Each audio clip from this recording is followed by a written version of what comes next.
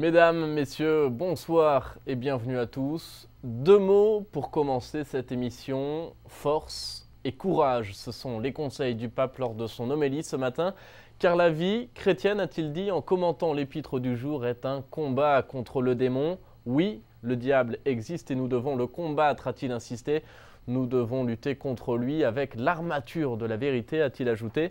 Je vous propose d'écouter un résumé de son homélie. Nous ne pouvons pas être chrétiens sans travailler continuellement pour être justes. Le pape François l'a rappelé avec force ce jeudi durant la messe célébrée à Sainte-Marthe.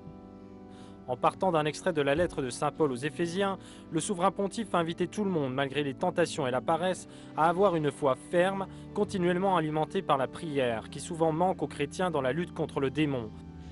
Face à la mondanité, à l'envie, à la luxure, à l'orgueil, à la jalousie, le pape François a demandé d'endosser l'armure de Dieu qui nous donne la force et nous défend.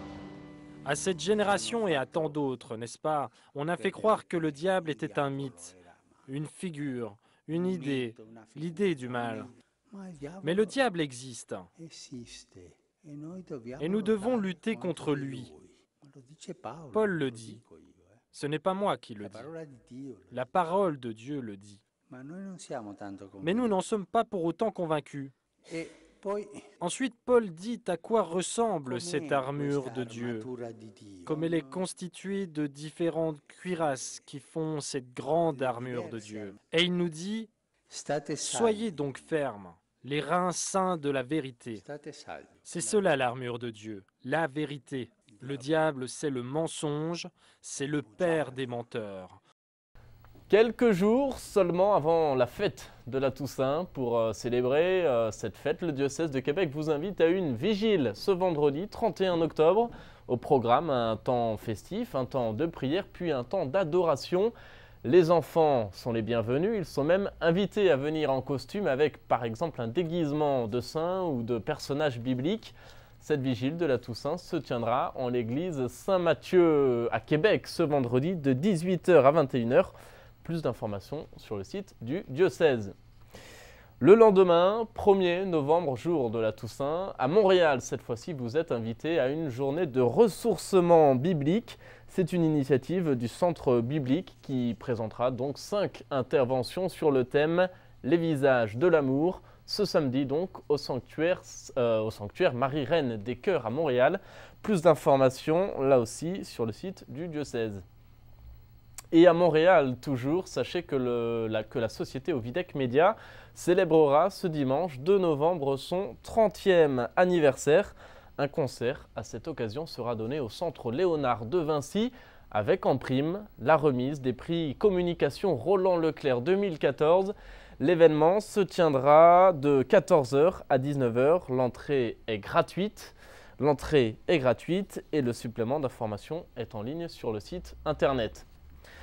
Je vous rappelle, pour terminer, que Sel et Lumière vient de produire un film documentaire sur saint François de Laval, premier évêque de Québec, fondateur de l'Église en Amérique du Nord. Il est donc une figure importante dans l'histoire de la belle province. Il a été canonisé en avril dernier par le pape François.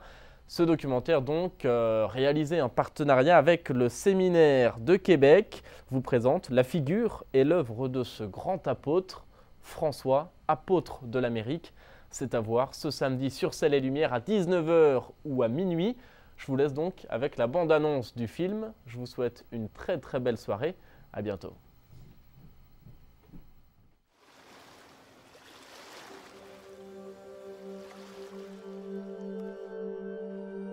Il faut être rempli de l'Esprit de Dieu. Cet Esprit doit animer nos paroles et nos cœurs. La bouche parle de l'abondance du cœur.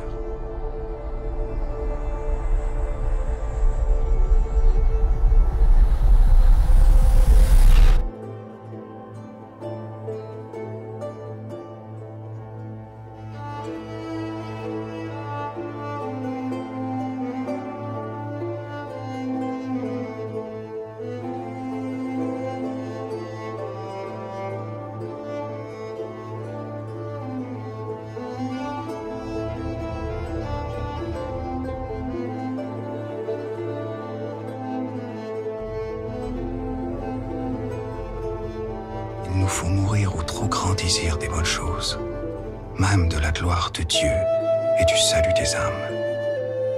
Notre Seigneur nous en a donné l'exemple en étant en ce monde.